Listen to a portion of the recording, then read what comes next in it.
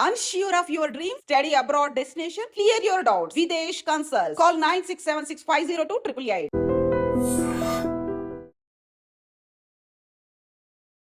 నమస్తే, welcome back to IT media. నేను మీ ఝాన్సీ. ఆపత్కాలంలో ఆదుకుంటుంది అని చాలామంది హెల్త్ ఇన్సూరెన్స్ పాలసీస్ తీసుకుంటూ ఉంటారు. కానీ ఎండ్ ఆఫ్ ద డే మనకు అవసరమైనప్పుడు 100% అది క్లెయిమ్ కాలేదు, నేను చాలా అమౌంట్ పే చేశాను, ఇంకా నాకు అమౌంట్ రాలేదు, ఇలాంటి ఇష్యూస్ అని మనం వింటూ ఉన్నాం. అసలు హెల్త్ ఇన్సూరెన్స్ చేసేటప్పుడు ఎలాంటి జాగ్రత్తలు తీసుకోవాలి, ఎలా క్లెయిమ్ చేసుకోవాలి, ఈ విషయాలు తెలుసుకుందాం. ప్రస్తుతం మనతో AMFI registered mutual fund distributor Srinivas Reddy గారు ఉన్నారు. నమస్కారం అండి. నమస్కారం అండి. సార్, హెల్త్ ఇన్సూరెన్స్ అనేది ఒక సామాన్యుడికి చాలా ఇంపార్టెంట్. ఈ మధ్య కాలంలో అవేర్నెస్ కూడా అందరికీ పెరిగిపోతుంది. ఒక ఇన్సూరెన్స్ తీసుకుంటే మనకి చాలా పనికి వస్తుంది, అది మనల్ని చాలా సేవ్ చేస్తుంది, ఆదుకుంటుంది అని చెప్పి. మరి 100% క్లెయిమ్ కాకపోవడం కానీ, రిజెక్ట్ అవ్వడం కానీ ఇవి ఎందుకు జరుగుతాయి అంటారు?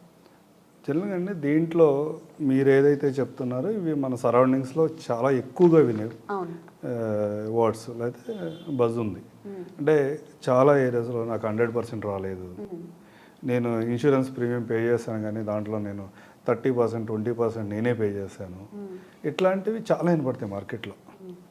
ఎందుకు జరుగుతుంది అలా అంటే కస్టమర్కి ఆ పాలసీ మీద అవగాహన లేకపోవటం. అంటే మీరు పాలసీ తీసుకునేటప్పుడు వాటి యొక్క పూర్తి వివరాలు ఏమీ తెలుసుకోకుండా కండిషనల్ పాలసీస్ అంటే కోపేమెంట్తో కానీ, లేదా డిసీజ్ వైజ్ సప్లిమెంట్స్తో కానీ, లేదా కొన్ని కండిషన్స్కి నేను క్లెయిమ్ ఇవ్వను అన్న దగ్గర అలాంటి కండిషన్స్తో కూడా కొన్ని పాలసీలు ఉంటాయి. ఇలాంటి పాలసీలు తీసుకుంటే ఇలాంటి 100% బిల్ అనేది కంపెనీ పే చేయదు.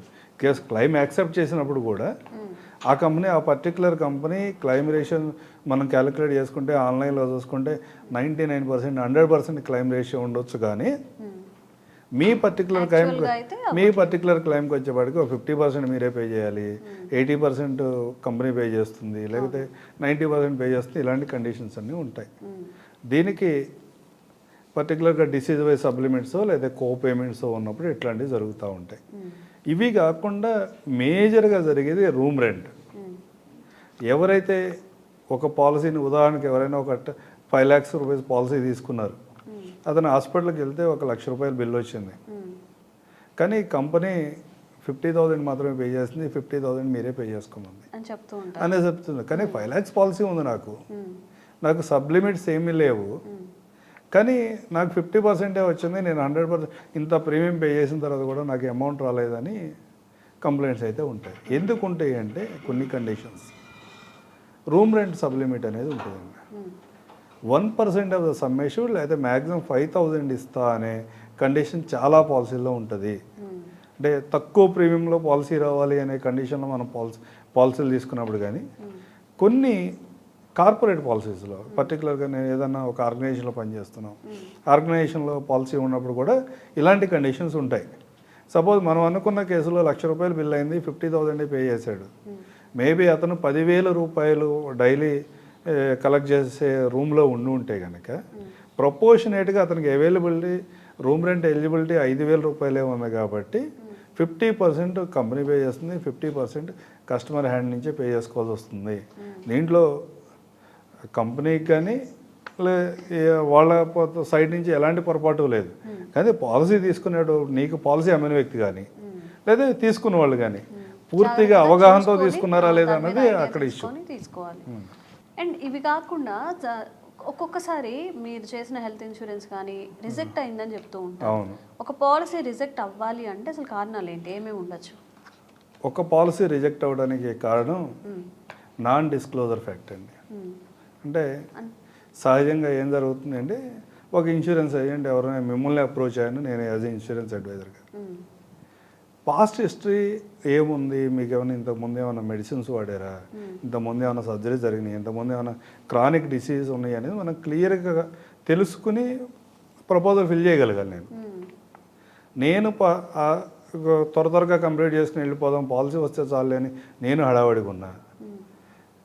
ఎవరైతే పాలసీ తీసుకునే వ్యక్తి ఉన్నాడో అతను కొన్ని ఇవన్నీ వీళ్ళకి చెప్పడం ఎందుకులే అని డిస్క్లోజ్ చేయకుండా వదిలేసిన మీ క్లెయిమ్స్ అనేవి రిజెక్ట్ అవుతాయి. ఎందుకు రిజెక్ట్ అవుతాయి అంటే పాలసీ తీసుకునేటప్పుడు మనకి ఏమి చెప్పినా చెప్పకపోయినా డాక్టర్ దగ్గరికి వెళ్ళి అత్యవసర పరిస్థితుల్లో డాక్టర్ దగ్గరికి వెళ్ళినప్పుడు మాత్రం 20-30 సంవత్సరాల క్రితం ఏం జరిగిందో కూడా అది కూడా చెప్తారు.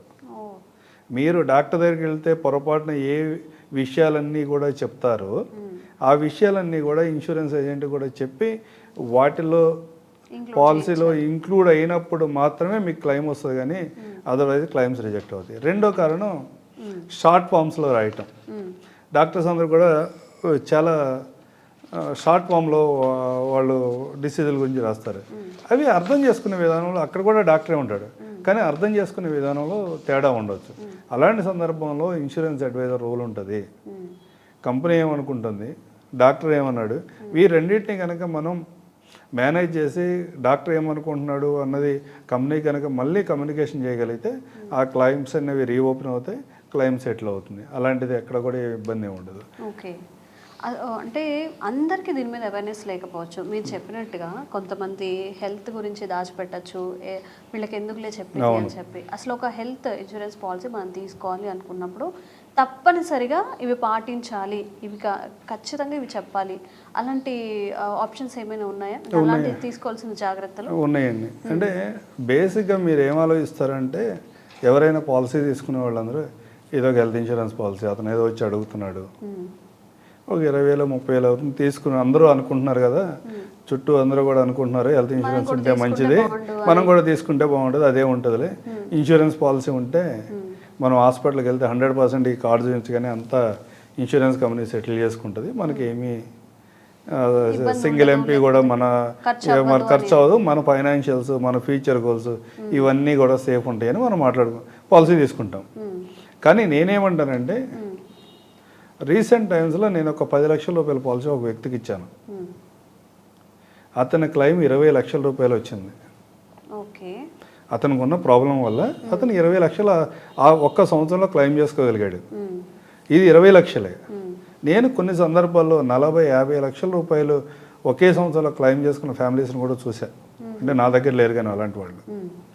అంటే మీరు ఒక 10 లక్షల రూపాయల పాలసీ తీసుకుంటుంటే, మీరు ఏదైతే బయట 1 కోటి రూపాయల వస్తువుని కానీ, ఫ్లాట్ని కానీ, అపార్ట్మెంట్ని కానీ తీసుకుంటే మీరు ఎంత జాగ్రత్తగా బై చేస్తారో, దాంట్లో లోటుపాట్లు ఎంత జాగ్రత్తగా చూసుకుంటారో, ఈ పాలసీ తీసుకునేటప్పుడు కూడా మీరు అంతకంటే ఎక్కువ జాగ్రత్తగా తీసుకోండి.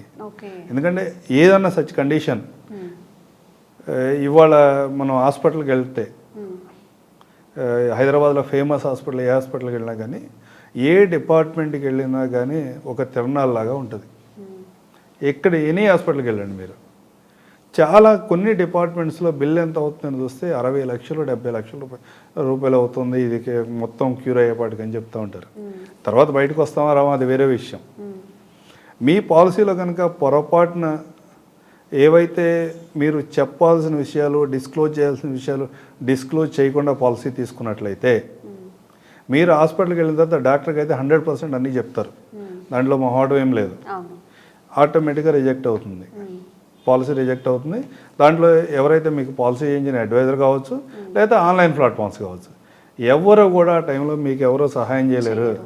మీకు పొరపాటున 60 లక్షలు 70 లక్షల క్లెయిమ్ చేసుకోవాల్సిన పరిస్థితిలో మీరే ఉంటే కూడా అది మీకు 60 లక్షలు 70 లక్షల లాస్, కానీ మీరు కట్టిన 20,000 30,000 కాదు.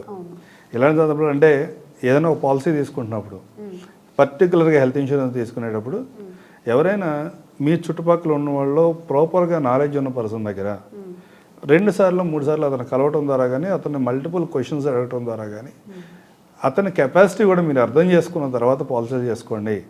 అలాగని మార్కెట్లో మేము చాలా చూస్తాం, ఆన్లైన్లో 5% డిస్కౌంట్ వస్తుంది, 10% డిస్కౌంట్ వస్తుంది, పాలసీలు వెళ్తాయి. లాస్ట్ 1 ఇయర్లో నేను దగ్గర ఇట్లా మాట్లాడకూడదు కానీ ఒక 60-70 పాలసీ కాపీస్ని మేము స్క్రూటినీ చేస్తే దగ్గర 30% పాలసీస్లో ఎవరికి క్లెయిమ్స్ అయితే రావు. ఎందుకంటే వీళ్ళు ఏమనుకుంటున్నారు, నాన్ డిస్క్లోజ్ ఏవైతే డిస్క్లోజ్ చేయాలో అవన్నీ డిస్క్లోజ్ చేశాను అతను అనుకుంటున్నాడు. ఆ పాలసీలో చూస్తే అవి ఏవైతే ప్రీ ఎగ్జిస్టింగ్ కండిషన్స్ ఉన్నాయో, డిస్క్లోజ్ చేయాల్సిన రిక్వైర్మెంట్స్ ఉన్నాయి, అవేవి కూడా పాలసీ కాపీలో లేవు. ఈ వీడియో ద్వారా మేము చెప్పేది ఒకటే, ఇప్పటికైనా చెక్ చేసుకోండి. మీరు ఎక్కడైనా ఇలా ఆన్లైన్లో కానీ లేదా ఏజెంట్ల దగ్గర కానీ పాలసీలు తీసుకున్నట్లయితే మీరు ఏదైతే ప్రీ ఎగ్జిస్టింగ్ కండిషన్ మీరు ఏదైతే మెన్షన్ చేసామని మీరు అనుకుంటున్నారో అవన్నీ మీ పాలసీ కాపీలో ఉన్నాయో లేదో తెలుసుకోండి. అవి ఉన్నట్లయితే ఓకే, అవి లేకపోతే కనుక నెక్స్ట్ రెన్యువల్ టైంలో కానీ ఇమీడియట్గా కంపెనీస్కి మీరు అప్రోచ్ అయ్యి అవి ప్రీ ఎగ్జిస్టింగ్ కండిషన్ యాడ్ చేసుకుంటే మాత్రమే మీరు ఫైనాన్షియల్గా సెక్యూర్గా ఉంటారు. కానీ అదర్వైజ్ మీరు పాలసీ కట్టిన తర్వాత కూడా పాలసీలు రిజెక్ట్ అవుతాయి, ఏదైనా పొరపాటున అవసరం వస్తే పాలసీ రిజెక్ట్ అవుతుంది, మీ ఫైనాన్షియల్ ప్లానింగ్ అంతా కూడా దెబ్బతింటుందన్నమాట. అవును అవును. సో ఈ జాగ్రత్తలు పాటించి పాలసీ తీసుకునే ముందు అంటే ఎవరైనా ఉంటారు మనకి సజెస్ట్ చేస్తారు కదా సార్ బయట కూడా అసలు ఎలా తీసుకోవాలి పాలసీ ఏంటి, నాకు ఈ డిసీజెస్ ఉన్నాయి లేకపోతే మా ఇంట్లో వీళ్ళకి చేయించాలనుకుంటున్నాం అన్నప్పుడు దానికి తగ్గట్టుగా మనకి ఏం హెల్త్ ఇష్యూస్ ఉన్నాయో దానికి రిలేటెడ్గా జాగ్రత్తగా తీసుకుంటే పాలసీస్ అనేవి వర్క్ అవుతాయి. Okay, thank you sir. Thank you అండి.